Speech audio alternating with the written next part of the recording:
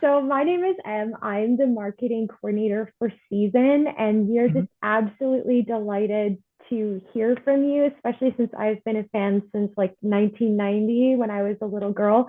And this Right. is Jake. He's also a big fan. Jake, if you wouldn't mind telling him about yourself. I'm Jake. I've been a Sonic fan for years at this point. I'm a huge fan of the Saturday morning Sonic series, but I'm a fan of the series at large as well. Like I've Mhm. always had an affinity for the series. Great. Fantastic. Oh, Good to yeah. know. So Yeah. could you introduce yourself and tell us Yes. a bit about your background and your interests and how you got here? Sure thing. Yeah. So my name is Shota Nakama. I'm fortunate to be a producer for the Sonic Symphony concert series, and yes, I'm originally from Okinawa, Japan. It's a little island. It's that's where people live longer than anywhere in the world, I guess. And so yeah. Then like I discovered rock and roll when I was 14, 15, somewhere around there. And then I'm like, I'm gonna go to America, and so I came over here, and this was when I was 18, and I used to live in the Seattle area, but then like somehow I kind of ended up being in Boston, and yeah, like then I started doing the video game concerts after a while, and we did like a whole bunch of conventions like PAX East, PAX Prime, and a bunch of anime conventions and standalone concerts.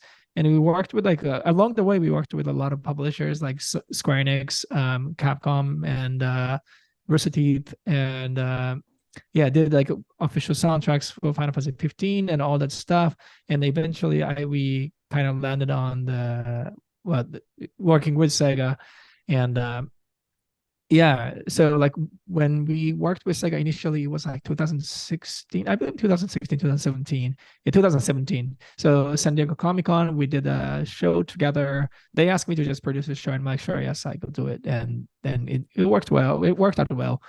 So then we kind of did a few other shows. Then eventually it led to the online concert, 30th anniversary online concert. And we're like, you know what? This is too good to just like stay online. Let's just take it to the road. And yeah, that's kind of how Sonic Symphony started, really. And also that's who I am. Oh, that's fantastic. Jake, do you want to take over asking the questions that you're interested in knowing? Of course, I'd love to. For the first question, well, you already did this, but you already did the could you Let's please. start with, yeah, we would I like can go. to. I can go into details. Yes, you can Okay, ask the well, question. if you Yeah. if you want to go into a few more details, I guess could you please introduce yourself and tell us a bit more about your background and interests? No, no. Yeah. So we'd love to know, like, because we've heard all that, your highlights of your role as a producer for Sega's Symphony and how that's Yeah. differed from other projects you've worked on.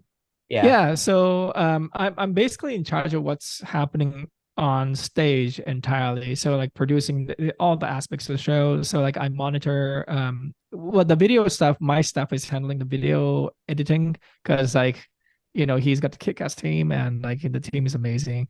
And music wise, I arrange a lot of the orchestral scores. And yeah, like my team they select the songs to perform. Um, well, I should go back and explain from the beginning of the process. So yeah, like first like Sega and we talk, and then we decide what songs to perform, and then I take the music and start arranging all the stuff. I write orchestral scores and also band scores and everything, and just like make sure like we are like the music resonates with the people. And I have my other arrangers to work on the stuff because it's a little too much to like handle by myself, but like I'm in charge of the specifically the band and orchestra portion because that's my specialty. I do symphonic rock stuff all the time, and people know me to do that. So yeah, I do that, and then like it gets passed on to the tech team and also the video team at the same time. The tech team will create the click track so that we can be in sync with the video, and design all kinds of show aspects, lighting and everything. And the promoter comes in to book all the shows and just like coordinate all the logistics with the venue. It's like a lot of things, but I oversee this like entire process. Yep. So yeah, there you go. All right. Um, how did you approach capturing the essence of Sonic's character and world through music for the Sonic Symphony? I mean, so I remember that the very first memory of me playing Sonic game was a Game Gear, and I grew up in the golden age of Japanese video games. So like early '90s, like late '80s, early '90s, and I remember having Game Gear at my place. This I specifically remember this. So the second floor of my home, and then like my friend or somebody brought a Game Gear, and we were like color screen and what is this, like the pixels are so small and they look so good, and it was Sonic, and I vividly remember this moment. And so like I played so much, like I played many games growing up, like I played a lot of games, and I had a Super Nintendo, Mega Drive, Game Gear, Virtual Boy, um, GameCube, 64, PlayStation, Saturn, Dreamcast, Wow. PS2. Wow. Yeah, and the Nintendo Famicom Disk System, PC Engine. At one point we had Neo Geo as well. And I don't know if you know Satellaview. Satellaview is like an add-on to Super Nintendo console, and it was like a pre-internet time. You were able to connect to the TV signal, and Oh, they the get like Satellaview. shows and stuff. Yeah, yeah. I've So heard of that. I had that too, and so yeah, like I played so much. So like I kind of know what resonates with the gamers, because I unfortunately I don't have as much time now, but like I was definitely a hardcore gamer back then. I spent so much time. So I was one of those guys like who had to beat the game before anybody else. Yeah. Yeah. And also like when I play fighting games like Street Fighter and stuff, like I had to play Okay. until I win. Yeah, I was one of those. Who So was like your I character at Street Fighter? I was Chun Li, like yeah, 100%. yeah, kind of like I got into like a Ken phase, and then like I was in the Honda phase and the Ryu phase, and so like I typically go with like the sort of like the main character heroes. Like Yeah. Honda is a little different story, but like because he was funny. Yeah. Yeah. So yeah, like I play so much, and yeah, like as a gamer myself, I definitely know what kind of functions, what works in the settings. So it just kind of comes naturally to me and also to my team, because a Yeah. lot of the musicians I have on stage, that they always bring Switch to every show. Like a drummer and a singer, they just play Switch and for the entire flight. And I'm like, when do you sleep? But like everybody plays games. Like we have like some real like gamers in the group, so like we just kind of know. That's you know incredible. I really appreciate that. I mean, I don't know about you, but is there a song from a game that you remember from a child that brings you so much joy? For me, it's Starlight Zone, and I am Mm. just absolutely so excited to see your team play this live. And I just know I'll probably be emotional and cry. So for Yeah. you, what is that song? I think well, now it's a little different because like I'm so used to listening to like all the newer songs, but like back then, like definitely like Sonic 1 and 2, like any of the songs from Sonic 1 and 2. Because like, I remember playing when I was like, I don't know, like 10. So it just like stuck in my head. Yeah. Definitely. Yes. Yeah. Um, I am curious. How does creating music for well, such a beloved gaming franchise like Sonic differ from creating original music for other media or projects? Good question. Yeah, so when you're creating original stuff, like like my team, we worked on the soundtrack from like Final Fantasy 15 and stuff. And when I'm asked to write whatever I want to write, then it's like it sort of like you first have to get the game plot, stories, and all that stuff, and you can be kind of yourself to a certain extent. And of course you can't kind of just go like way too far, because like all the franchises, they have their musical legacy, right? So you kind of have to follow that too, but like you have more liberty, I think. And for Sonic Symphony, you are basically arranging, well, I am basically arranging um for the show, for the live concert format, which is entirely different from writing to a soundtrack. because you need to know that it's, first of all, it's playable, because there's a lot of music out there that's not playable by humans. And because when you're writing for like soundtracks, and when the machines are playing back everything, then you don't really care. And but like I have to make sure that it works with humans, and it sounds good with live players. It's just like sometimes it sounds good with machines, but like then sometimes it just doesn't good with the orchestral like live setting, and you have to really know what to do there. And so there are different limitations, different considerations, but that's what it makes fun. So like Sonic Symphony is like, I come from live show background, so it's just it's fun. Like when I'm arranging, I know what works. I know like what kind of flashy things I can do with the band, and it just it's a cool experience. That does sound really cool. Yeah.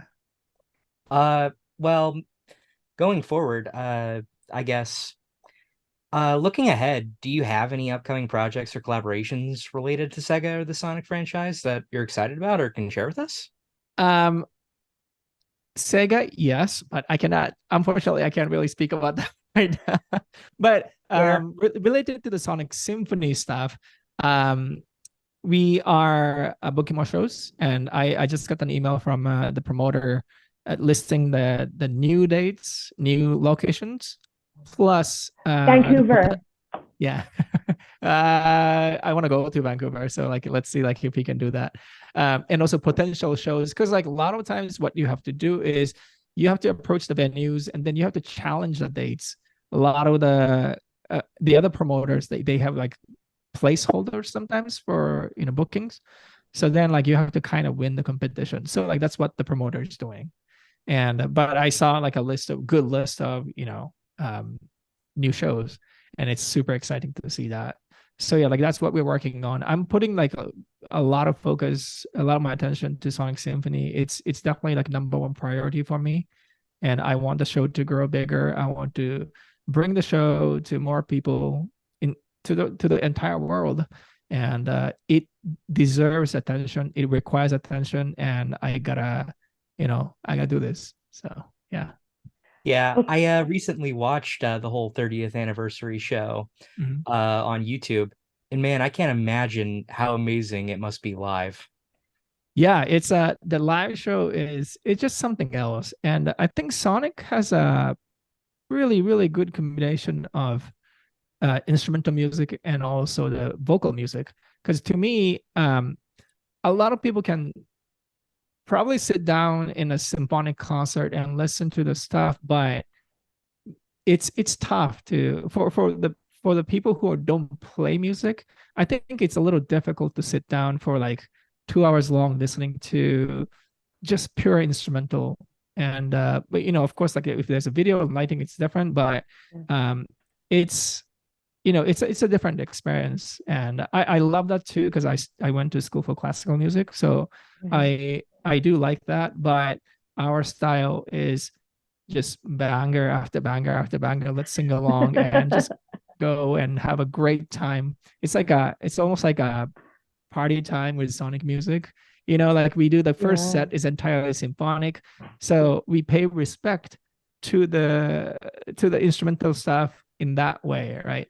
And then like the rest of the stuff is all like greatest hits from these all rock and roll tunes from Sonic. And it just, I like this balance, and it works out really well to me.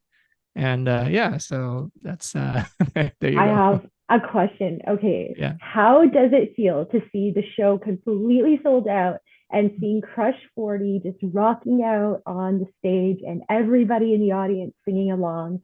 And you're sitting there thinking, oh my gosh, I just sold out and everybody loves it. Like, what is that feeling? um it's hard to really describe by verbally. It's hard to describe, because like it's just like it's one of the kind of feelings that you would never get from anywhere, like anything else like you do. Like it's, I don't know, like there's nothing comparable to it. And it's just like you are feeling and seeing this positive energy circulation between the stage and audience, and it just, this spiral is getting bigger and bigger and bigger, and everybody's like, so emotional and crying and screaming and just having just a great time. And I'm like, I feel like what I'm doing is bringing 2 hours of happiness to people, and it's sort of incredible if you think it that way. So you only got 24 hours a day, but 1/12 of the time you can make the person happier, and that's the power of music, and it's a great feeling.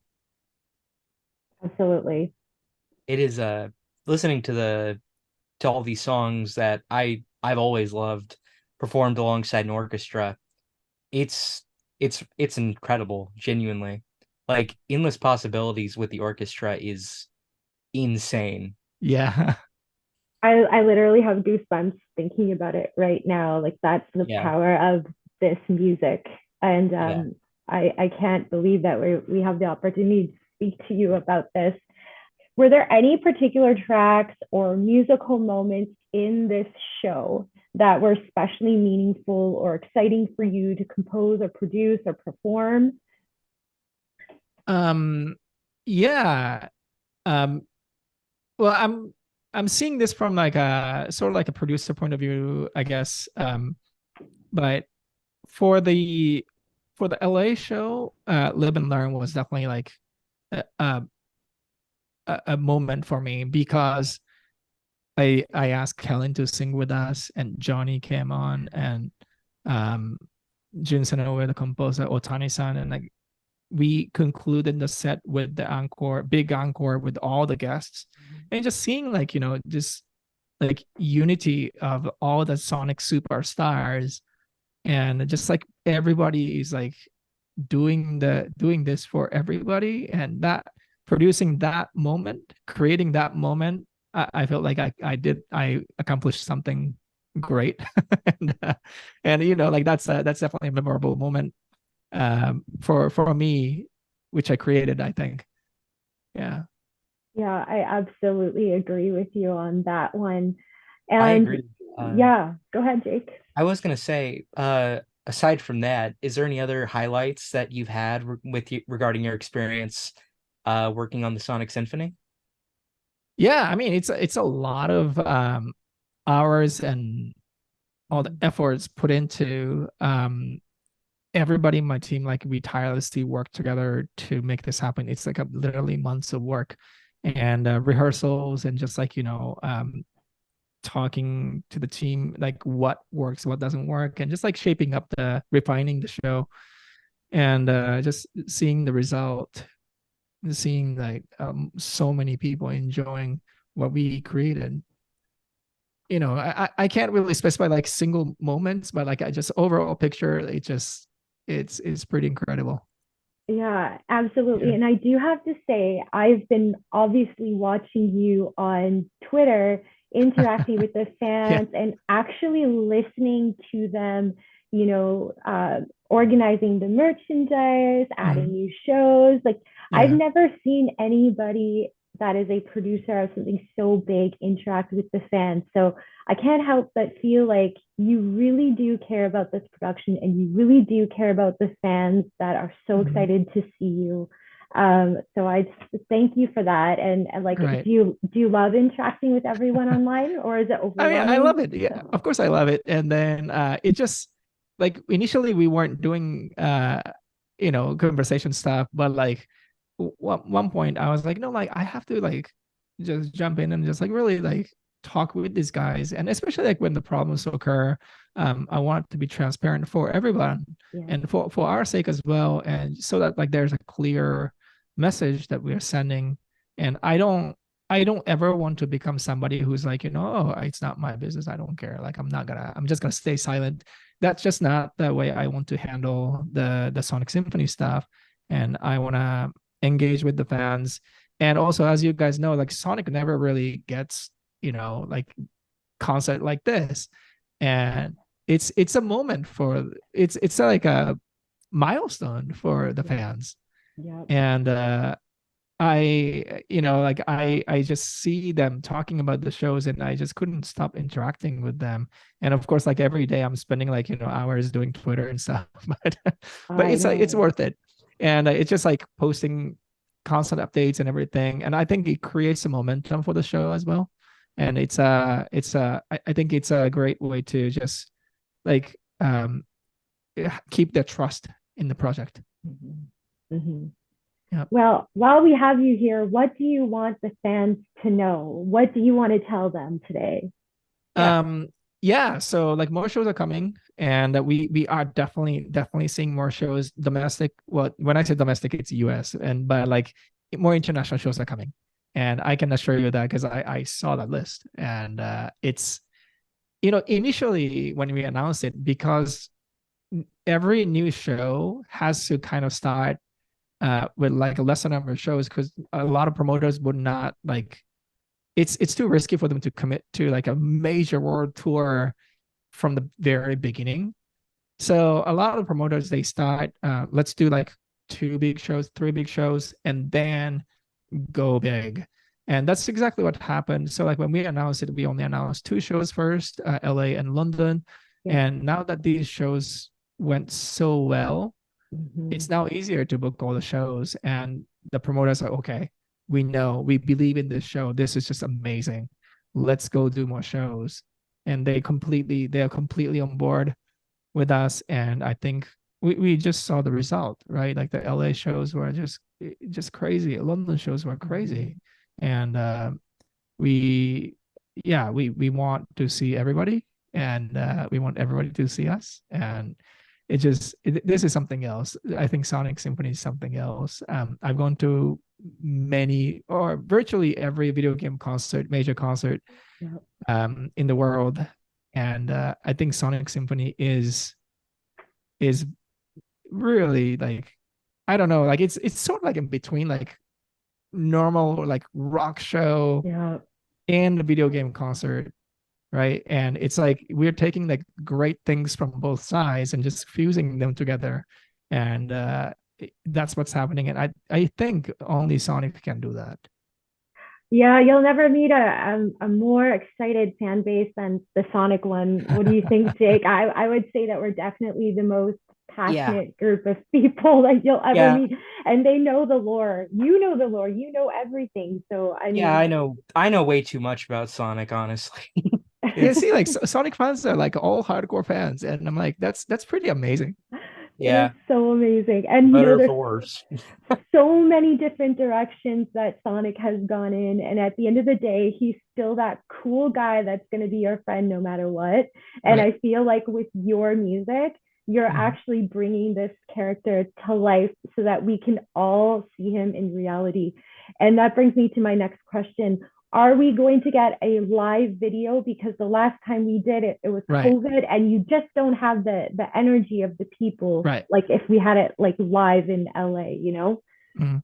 Yeah, Any we're definitely recording. talking about the live recording, and there are a lot of logistics to go through, and the recording itself is not as hard, but properly doing it like professional, like really professionally, meticulously doing it so that it sounds great and looks great, it's a different story, right? So I think we'll come up with some creative ways to do that. And there are certain venues that do not allow filming either. So we have to just kind of like, play by the rules and make sure like we choose the best show to film. And maybe, who knows, maybe like Tokyo show. That's great. Or, like when we go to Europe again, like London again, maybe we'll do it there. Or we'll do so like different style, maybe like, film each show and just post snippets of it, like one song from this show, one song from that show, and kind of combine them later on or something. I don't know. Like I'm always playing around with the marketing ideas like this, and maybe we'll do like, per song based post or something. I don't know. I'll I figure gotcha. something out. I Yeah. was gonna ask, for future shows, I know you have a amazing set list right now. Mhm. Have you considered eventually at some point maybe switching out a few songs for some new ones? Yes, absolutely. I'm actually like in front of me right now. There's a notation software, and I'm working on a couple of different arrangements. Is it top secret, or can you share with us today? No, I can't share. But yeah, so we are absolutely working on rotating the set list, and we can't do it for like every show, but maybe like we'll do something seasonal in October, and if you know what I mean. Pumpkin Hill. But yeah, so That would like be cool. stuff like that. We'll think about like kind of like, I don't know, being playful. And yeah, and yes, like if we are getting like a bunch of requests for certain songs, then we want to honor that. And it takes a little bit of preparation time for us, but it's totally worth it. And we are always welcoming requests. And I want to hear from the fans what they want to hear. And yeah, so we'll try to make it happen as much as we can. I think we both have a certain song that we'd love to hear in it, even though I don't know if it happened. We'll see. Yeah. We'll see. Like, yeah, please do send the list to me, and then we'll see how we can make it work. Yeah. I think we are running out of time with our Zoom. It said 10 minutes about 7 minutes ago, but while we wrap up, is there anything else that you'd like to share with us today? No, like I think I'm very thankful that you guys approached me to do the interview, and I thank you for supporting the project and supporting my team. And yeah, like we promise you to grow the show and prosper with the fans and with that team. Thank you so much. Yeah, thank you so much for this. Thank you so much for agreeing to this. Fantastic. All right, Shota. I will see you in Seattle. Great. Yes, absolutely. All right. Thanks again, Shota. Thanks a lot. All right. Bye-bye.